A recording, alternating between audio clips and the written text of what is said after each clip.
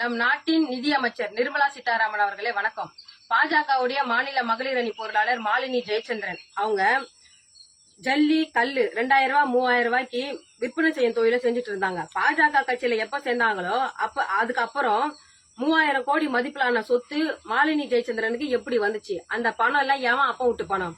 உங்களுடைய வருமான வரித்துறை கண்டுபிடிக்காதது, உங்களுடைய அமலாக்கத்துறை கண்டுபிடிக்காதது, உங்க சிபிஐ கண்டுபிடிக்காதத மாலினி ஜெயச்சந்திரனோட 3000 கோடி சொத்தை நாங்க கண்டுபிடிச்சு அதுல 1500 கோடி சொத்து மதிப்பிலான ஆவணங்களோட வருமான வரித்துறை அலுவலகத்துல புகார் கொடுத்து வச்சிருக்கிறேன்.